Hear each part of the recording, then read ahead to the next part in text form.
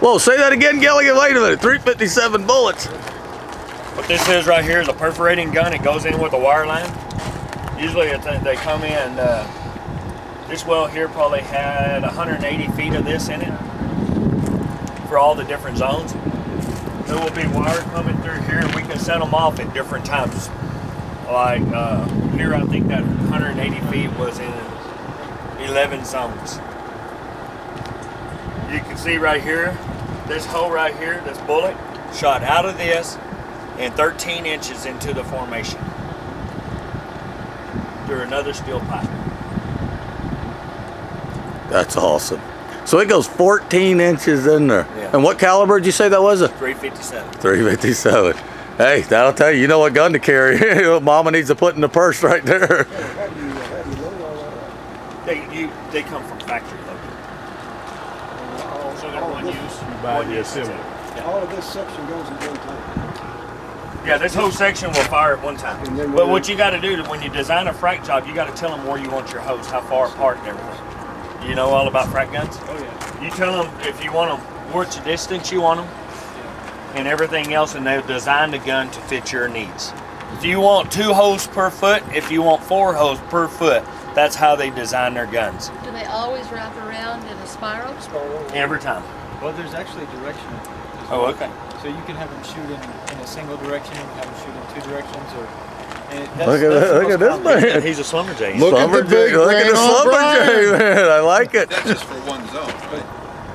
Yeah, this is just one. This right here, it got to be fired again. Only once. All the rest of the guns that's in this thing, you can fire them separate. But anytime you got one this long, you can get a 5-foot gun, a 20-foot gun, and a 30-foot gun. You cannot go over 30 foot, correct? Yeah, you can't get it on a trailer.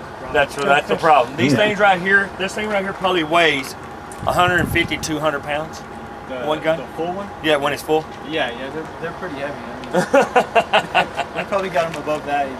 Yeah. But yeah, like more like up to, like all complete, maybe up to like 800 pounds. There you go. Yeah. He worked for No, you slumber say J. 800 pounds on complete, that's still a little weird. No, just a gun. Yeah. Just Yeah, that's 30 feet of pipe. No, just this length. Oh, really? I mean, right? No, that length? How long does this one length weigh? Loaded. Oh, it doesn't actually weigh that much. It's not too much heavier than it is now. It's not too much heavier than that. So what are So- you talking about? No, you packed? because it's an inverted cone. Yeah. It's a inverted conical shape, and then If y'all, and I will post a shot of it on our website, on our Facebook tonight. I will post it. Ed Young, which he knows, actually got to hold the bullets out here on this location right here. And he was the one that pulled the trigger back from 9,000 and below. He did. So, Huh? He did? Yeah, you don't remember it on our website? Yeah, I remember it. He loved that too.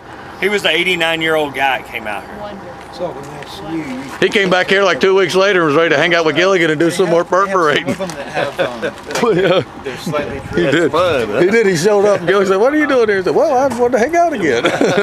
He had so much fun Most out of them here. are just like that. You can't tell where they're at. It's just a smooth piece. But you design your own gun. You tell them where you want your hose and everything else. They don't design them. You tell them where they want them at, and they space it through the gun for you. So it it's comes like pre. piercing ammunition rather than some kind of a spread out one. But I mean, they're not necessarily bullets. Like I said, it's like an inverted cone. Yeah. And so what happens is there's a first of all there's dead cord behind it, just like the kind that when they break down Dynamite. buildings. Yeah, it's like a long cord full of explosives, and that sets off behind the cones, which have a charge inside of them. And so when the cone, because it's inverted, when it collapses in on itself, it's like if you see a drop of water, as it hits the water, it'll come up and have that. It forms like and so that's what's coming out of here is what you see popping up out of the water. That cone collapses in on itself and it shoots out that one spot. So the projectile is actually part of this deal here. Right.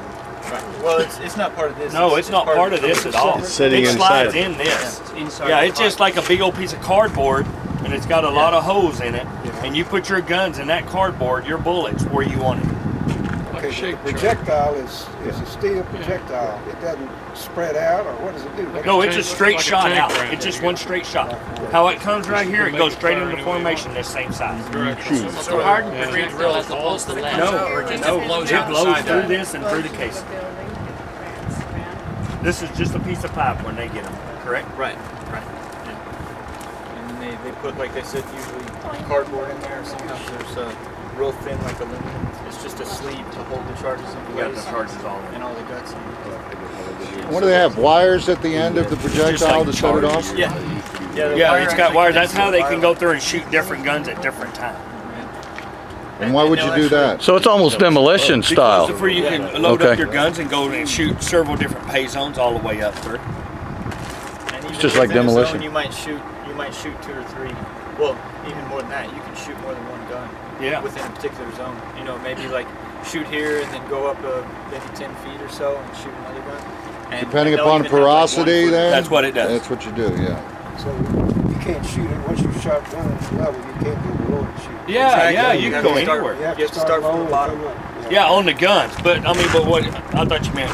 Yeah, Later you have to could start come from back. your bottom gun Yeah, right. and work your way up. But if you shoot holes in one zone, you can always come back in and go down below that. Joseph, we talked about that, remember? You tear Yeah, your upper. wires up if you did it above. Yeah, usually you try to shoot your Bottom gun zone first. first.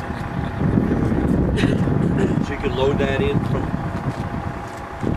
the top down again if you want to you can reload that. Even You cannot reload this. These are no that one particularly, but past it if you want to go past it, reload. Yeah, you can go on down. You can go past a perforated pipe inside the well. You can go in and out of this well forever. The casing's going to look just like how this looks. It's going to be smooth Refracking inside is, still. It's going to be flared on the outside. Awesome. Refracking is getting to be a really big idea, the Schlumberger guy will tell you, right? Going into wells and refracking. Well, they're saying you're getting better. What they're saying is, and Pioneer's the one that was just talking about it, is when them horizontals start out at 2,800 barrels a day, and they decline, within 90 days to 100 days, they decline way down. But they're saying that what they're seeing is the wells that decline, when they went back and refract them, they're kind of staying stabilized longer before they decline so fast. Because you already got your extension and your veins running out already from your first one. So now you're really just about building a reserve pit now with a bunch of sand in it. Hey Gilligan, Terrace. Remember we forgot?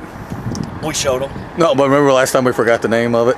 Oh, Terrace. Terrace Wells. Yeah, Terrace Wells. Those I couldn't have it on the tip We of my was talking tongue. about the well. We was looking. We could never remember That's what we was talking about right the there. Terrace Wells.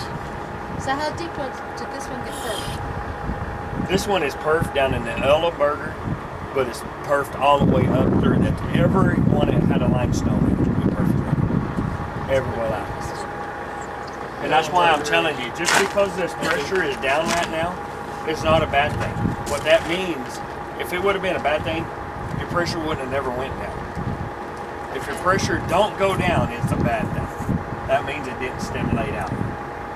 By going down, you can rig up a swab unit on here and get the heavy fluid off of it, and you're liable to be just like the same way you are over there. Well, all it tells you is your acid went further out, Right. and it stimulated out instead of staying right by the well.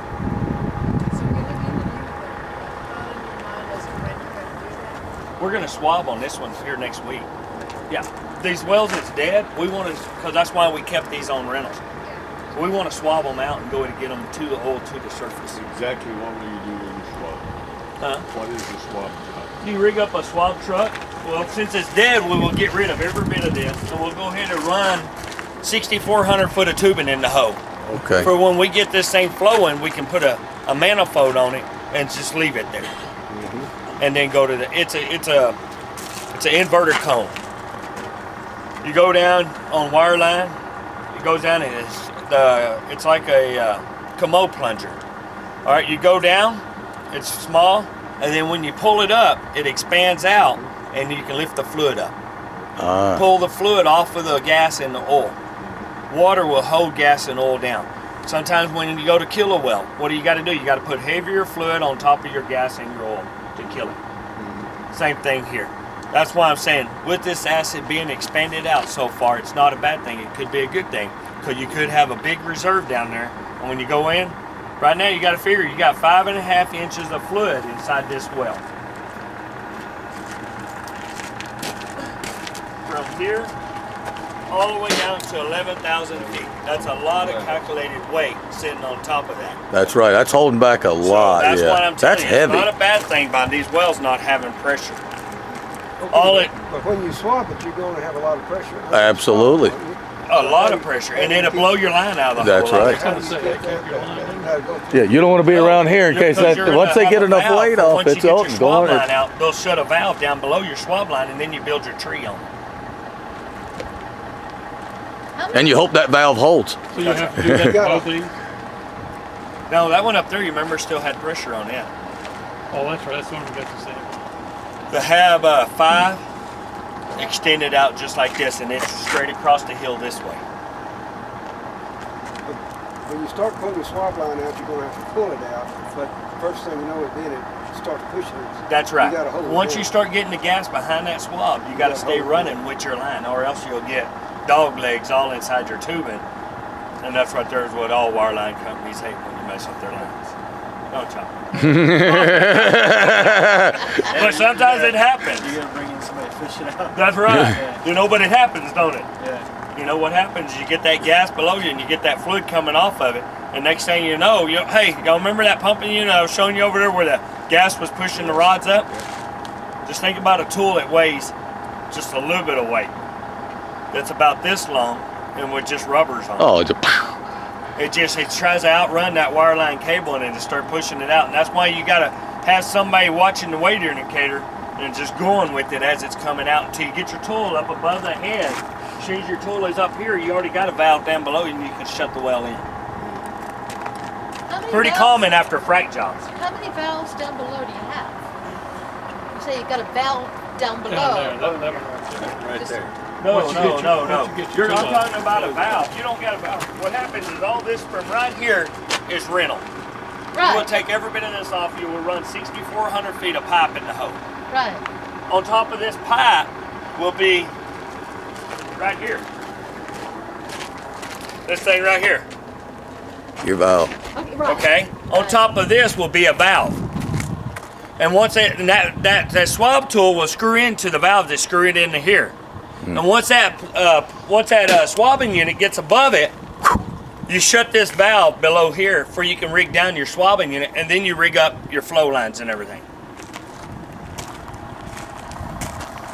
Careful. The swab tool then is held on Look at the size of that pump jack. it's just on the table. And it's on a full joint of pipe. It's got a full 30 foot up above you, where you don't run into the ground or anything else. You'll swab with the full What joint. size is that pump jack? 320. 320. God, that's a monster. All right, y'all ready to go to Midland? Yes, sir. All right.